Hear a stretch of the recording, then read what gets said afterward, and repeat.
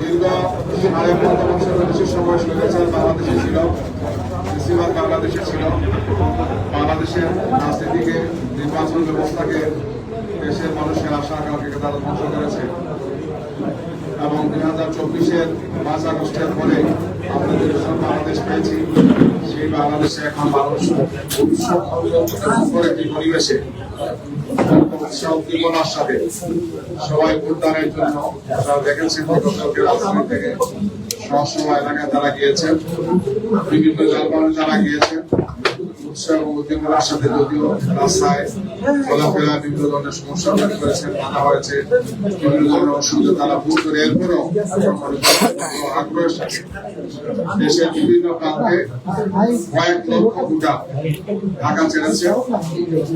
এর পাশাপাশি দেশে একটি পরিবেশ বিরাজ করছে ভোটদানের জন্য।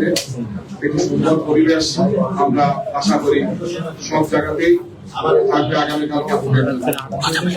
সাংবাদিক বন্ধুগণ, একই সময় আমার খুবই উদ্বেগজনক কিছু ঘটনা ঘটছে।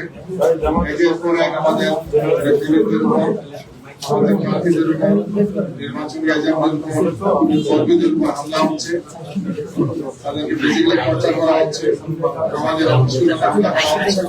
একদম সন্ত্রাসী মনে হচ্ছে যে ভোটের এই পরিবেশকে নষ্ট করার জন্য, শান্তিপূর্ণ সুন্দর পরিবেশকে নষ্ট করে একটি অস্থিতিশীল অবস্থা তৈরি করা এবং জনগণকে সুন্দর শান্তিপূর্ণ ভাবে যাতে তারা ভোট কেন্দ্রে আসতে না পারে, এই ধরনের একের পরে ঘটনা তারা ঘটাচ্ছে। গতকালকে রাত্রে ঢাকা ১৫ নম্বর আসনে এই ধরনের কয়েকটি ঘটনা ঘটেছে। আমাদের অফিসে আমরা যে আসনে আমাদের সম্মানিত রহমান সাহেব সেখানে প্রতিদ্বন্দ্বিতা করছেন, সেখানে অফিসে হামলা হয়েছে, ভাঙচুর হয়েছে, আলমদুলিল দেওয়া হয়েছে। এই আসনে আগেও ঘটনা ঘটেছে, প্রতিদিনই কিছু না কিছু একটা ঘটছে। গতকালকে আমরা বলেছিলাম যে সেখানে একটা লিফলেটের মতো ছাড়া হয়েছে, যেখানে দেওয়া হচ্ছে যে আমরা তাকে টাকা দিতে করছি, বিকাশ নাম্বার চাচ্ছি, এই সমস্ত সেখানে ছড়ানো হয়েছে। আমরা নির্বাচন কমিশনকে জানিয়েছি, আপনাদেরকে জানিয়েছি যে আমাদের ইসলামের মর্যাদাকে নষ্ট করার জন্য একদল লোক এই সমস্ত অসৎ লোক চক্রান্ত এবং ষড়যন্ত্রমূলক কাজগুলো করছে। গতকালকে পাবনা সদরে আইন শৃঙ্খলা বাহিনীর পরিচয় দিয়ে মাইকিং হয়েছে।